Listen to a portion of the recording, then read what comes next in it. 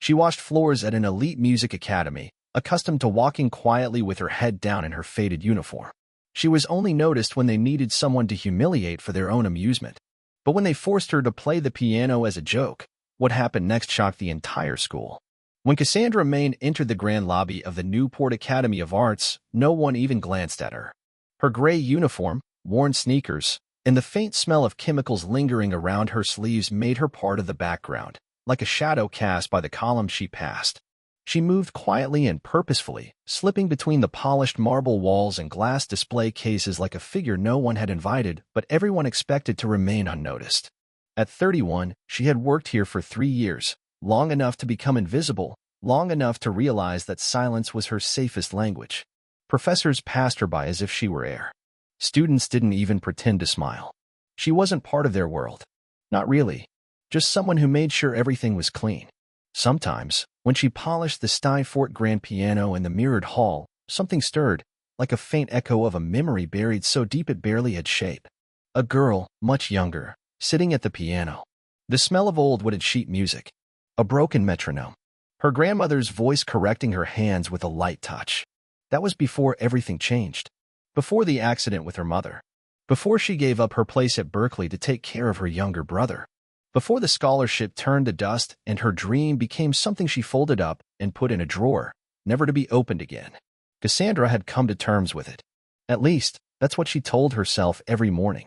Miss Mayne, her shift supervisor, called without looking up from his notebook. The mirror room must be spotless.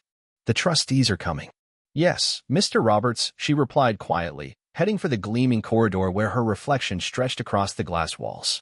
In the far corner, under a black velvet cover, stood the Steinfort, like a relic in a museum. Governors and ambassadors had played it, as well as at formal dinners, but not her, of course. Cassandra looked at it the way one looks at an old photograph, familiar, unattainable. In its surface, she saw her reflection not as it was now, but as it had once been, full of potential. A future carved into the ivory keys. But that moment had passed. The heavy doors swung open and Margaret Winslow, the Academy's deputy director, entered, renowned for her iron self-control and precise diction. At 56, she ran the school with the same rigor she once applied to orchestral scores. Make sure the chairs are placed exactly 20 centimeters apart. The piano should shine as if it were made of diamonds, she instructed, her heels tapping on the marble floor like a metronome. Yes, ma'am, Cassandra replied, and without asking any questions, she began rearranging the chairs. Then Natalie Scott, the head piano teacher and a notorious perfectionist with tight lips and a reputation for being a cruel woman who hid her harshness behind high standards, entered. She glanced at Cassandra as if she were an out-of-place mop. Margaret, she said loudly enough for everyone to hear, remind the service staff not to be seen during the board's visit. Last month, I saw one of them loitering near the concert hall. It's unprofessional. Cassandra didn't stop what she was doing. Her cheeks burned, but the rows of chairs remained straight. She had heard worse. Words like these were as familiar to her as cleaning banisters. Later, while wiping the top rail of the stairs, she heard an uneven melody coming from a crack in the classroom door. A student was stumbling over a piano passage again and again. Cassandra froze at the door and whispered almost involuntarily, "Try to relax your wrist, especially on the last arpeggio." The girl inside turned around, startled. At that moment, Natalie appeared behind her like a shadow. "Were you trying to teach my student?" Her voice sounded like falling icicles. "No, I didn't mean to." "Didn't mean to what?" "Share your piano skills between mopping the floors." She laughed sharply and hoarsely. "Do what you're good at and what you're told to do. Wash my buckets and keep quiet." The door slammed shut in Cassandra's face with a finality that needed no words. She returned to polishing the stairs, hunched over even more, her silence becoming even heavier. But Natalie couldn't see, no one ever did, how Cassandra's fingers still moved in the air, barely visible, rehearsing the notes her student had missed, finishing the phrase with precision and grace in a private concert that no one would ever hear. The day of the Academy's annual gala concert for sponsors arrived in an atmosphere of tension so thick that even the marble seemed tense. Earlier in the day, while preparations were in full swing at the conservatory, Cassandra had silently made her way through the mirrored hall, checking every chair, polishing the brass railings, adjusting the candlesticks with the precision of someone who had long understood that perfection was her only protection. No one asked her to make everything beautiful. No one noticed when she did it, but she did it anyway. Outside, luxury sedans lined up at the entrance. Inside, tension coursed through the corridors like invisible lightning. The Steinfort grand piano had been tuned that morning. Its keys were clean, and it was the centerpiece of the evening's concert, a long-awaited event featuring Olivia Reynolds, a virtuoso pianist from Vienna and a favorite of the sponsors, whose name had been carefully chosen to impress. At that moment, Natalie burst through the double doors, pressing the phone to her ear, her face a storm. "What do you mean, in the hospital?" Her voice echoed, breaking the silence. "Food poisoning? Olivia, tonight is the gala concert. Tonight." A long pause. Then, "She can't play. She's too sick to leave the emergency room." Margaret Winslow appeared almost instantly, her heels moving faster than usual, her eyes searching for a solution. "What happened?" she asked. "Olivia can't make it. She's in the emergency room. She won't make it." Margaret paled. She was our highlight. The Jefferson Foundation specifically requested Liszt's Hungarian Rhapsody. "I know," Natalie hissed. "And I don't have a single student who could play that without several days of preparation." There was a brief pause, foreshadowing growing panic. Jason Moreno, a young teaching assistant who was barely 20, approached them cautiously. Jason was one of the few who always greeted Cassandra when she passed by, with a nod, a smile, a good morning. Now he looked nervous but determined. "Mrs. Winslow," he said quietly but confidently, "I have an idea." Margaret spun around. "What is it, Jason?" He hesitated, then glanced across the room at Cassandra, who was adjusting the flower arrangement with mechanical concentration, unaware of the impending disaster. "I heard someone else play that piece. With amazing skill." Natalie snorted. "Unless you're planning to summon a ghost, that's not going to help." "Not a ghost," Jason replied. "I'm talking about Cassandra." There was a silence so sharp and sudden that it seemed as if the air had been cut. "The cleaning lady?" Natalie laughed incredulously. "Are you out of your mind? I heard her. After work. When she thought no one was in the building. She's a genius." Margaret turned and stared at her. Cassandra froze on the floor, vase in her hands. "Is that true?" Margaret asked, taking a step forward. Cassandra slowly placed the vase on the table. "Yes, ma'am," she replied quietly but clearly. "You, a mere cleaning lady, can play Liszt's Hungarian Rhapsody?" Natalie asked mockingly. Cassandra looked up and met her gaze for the first time in 3 years. "Yes, I can." Margaret stared at her intently, narrowing her eyes as if trying to read something that had never been printed. "And you think you can play it tonight?" "I don't think so," Cassandra said quietly. "I know this play." At that moment, Richard Fontaine, the Academy's chairman, approached, drawn by the tense atmosphere. His silver cufflinks glinted. "What's going on?" he asked. Margaret smiled through clenched teeth. "It seems our guardian thinks she can replace Olivia." Richard looked Cassandra up and down, not with cruelty, but with curiosity. His gaze lingered on her hands. "Interesting," he muttered. Natalie leaned toward Margaret and Richard, lowering her voice so Cassandra couldn't hear, but still within earshot. "This could work to our advantage. We'll present it as a display of diversity.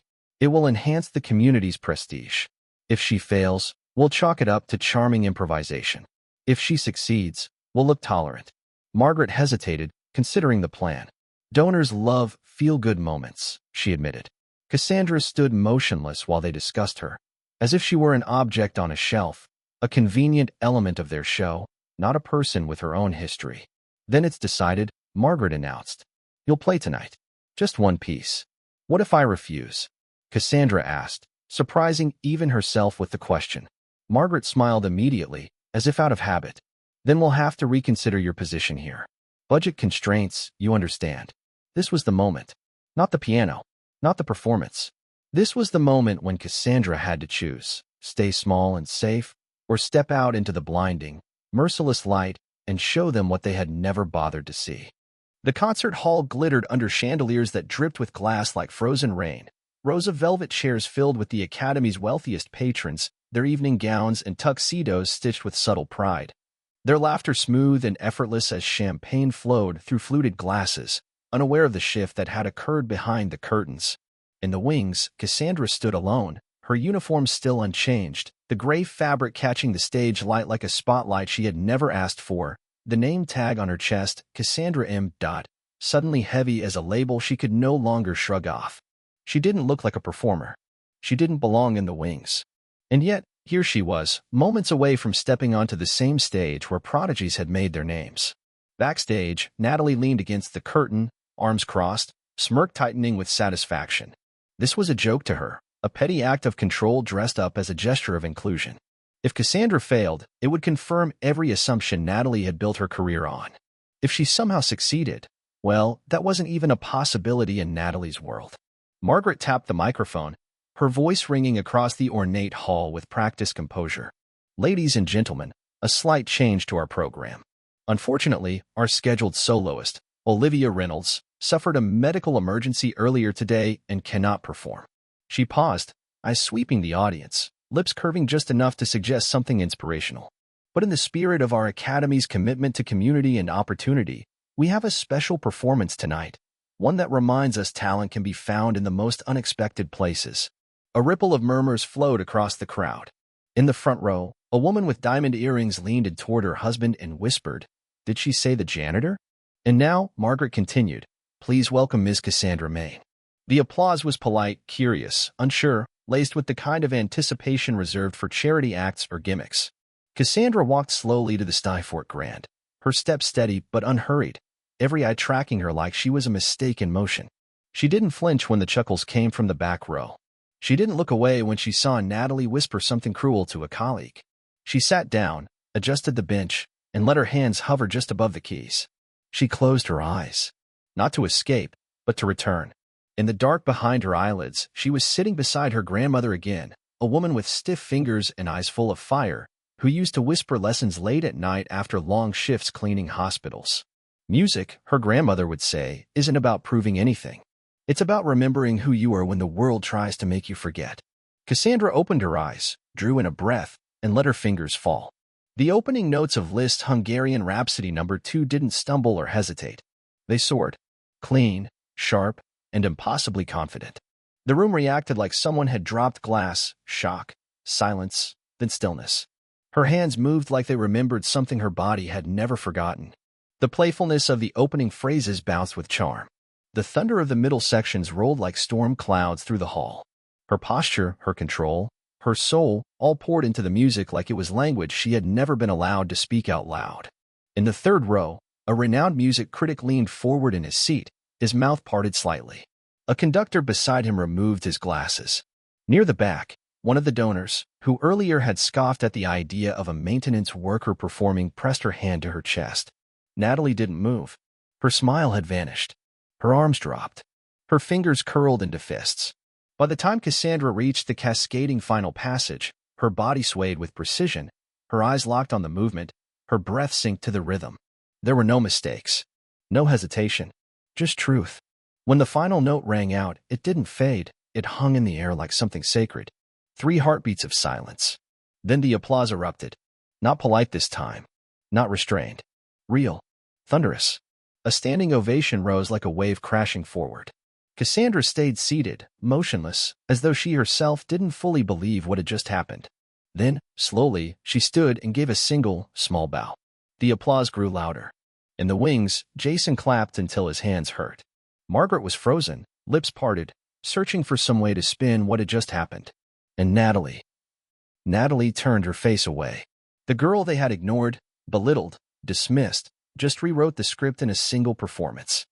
As the applause echoed like waves against the marble walls, Cassandra stepped away from the Skyfort, her heart pounding not with fear but with something older, something fierce and warm and unfamiliar, pride, maybe, or the slow, burning release of a weight she'd carried so long it had become part of her posture.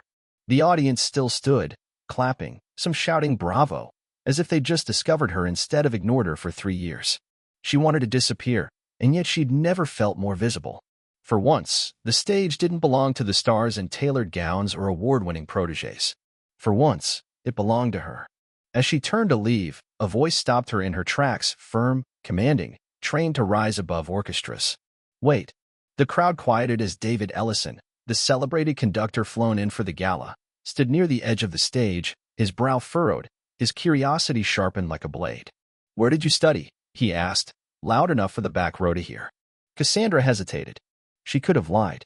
She could have named a forgotten conservatory or claimed mentorship from someone notable. Instead, she told the truth. I didn't. Not formally. Gasps rippled like wind through trees.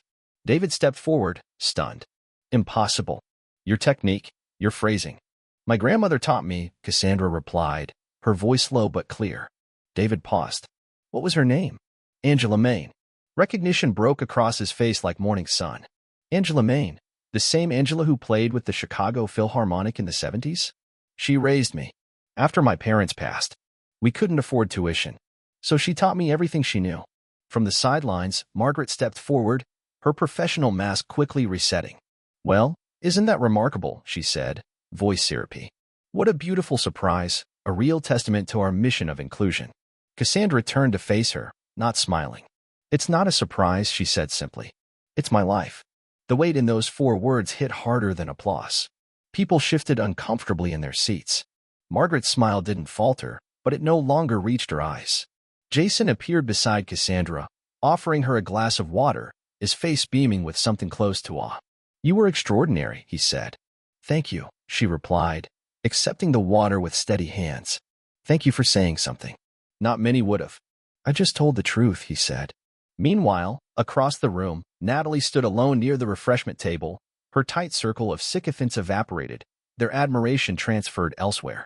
She watched as students she once coached gathered around Cassandra, eyes wide with genuine curiosity, asking questions, praising her performance, not because of credentials or reputation, but because of what they had just seen and felt. And then came the final twist.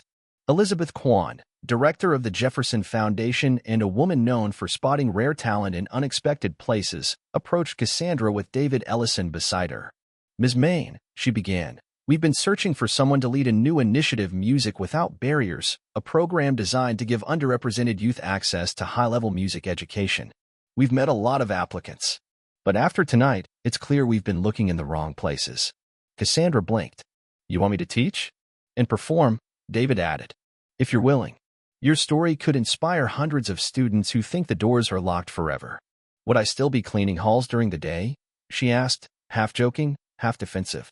Elizabeth smiled gently. No. You'd have your own studio. Across the room, Richard Fontaine stood silently, arms crossed, expression unreadable. Something had shifted, not just in the room but in the structure itself. The hierarchy that governed the building, the silent map of who belonged where, had cracked. Tectonic. Unmistakable. The custodian had become the centerpiece.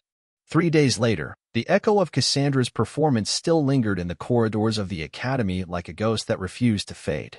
Conversations that once drifted past her now paused when she approached. Faces that had never held her gaze now offered nervous smiles. Some students nodded with wide eyes, others whispered when they thought she wasn't listening. She had become a legend overnight, not because she sought attention, but because the truth had made itself undeniable. The music had spoken in a language no one could interrupt, and now they couldn't unhear it. The boardroom had never been a place Cassandra imagined herself sitting, yet here she was, across from Elizabeth Kwan and David Ellison, documents on the table, the Jefferson Foundation's crest embossed in silver. Her name was printed cleanly on the top of a formal offer. Program Director, Music Without Barriers. Elizabeth didn't rush her. Take your time. We want you to feel in control of this. Cassandra ran her fingers over the page, not to feel the paper, but to remind herself it was real. I still wear a janitor's badge, she said softly. David gave a small smile. And you also wear a list on your fingertips. One doesn't erase the other. Meanwhile, the academy spun the story. Margaret Winslow appeared in a local news segment, describing Cassandra's debut as a planned feature, part of the institution's commitment to uplifting in-house talent. She smiled into the camera and said the moment had been magical, transformative, as though she'd orchestrated it all along. The press didn't know better. The story spread. Headlines called Cassandra the custodian virtuoso, and overnight, her name became a headline. But the halls told a more honest version. In those polished corridors, Cassandra still moved with the same grace, but her uniform was gone, replaced by simple, professional clothes she had chosen herself. No more assigned roles. No more silent corners. She kept to her routines, not out of habit, but because it grounded her. She still walked the East Wing each morning, still straightened sheet music in practice rooms, still adjusted crooked frames. But now, her name was on the door of room 312. Her own studio. Her own students. The first time she opened that door, 8 teenagers sat waiting, notebooks open, fingers twitching nervously. They didn't come from private schools. They didn't wear expensive shoes. Most had never touched a real grand piano before. They were like she had once been talented, hidden, underestimated. She stood in front of them, not as a custodian, not as a curiosity, but as a teacher. My grandmother used to say music isn't about proving you're better, Cassandra began. It's about remembering who you are, especially when the world tries to convince you otherwise. Then she sat down at the Steinfort and began to play, not Liszt this time, but something softer, more personal, something she had composed late at night in the echo of empty halls. The students listened, and in their silence, she saw it, the same spark she had once hidden, the same hunger. And as the melody filled the room, Cassandra understood something she never had before. The stage had never been about spotlight or applause. It had always been about freedom. If you enjoyed this story about justice, click the like button and subscribe to hear more inspiring stories that remind us of what really matters in life. And tell us, where in the world are you watching from? We'd love to know.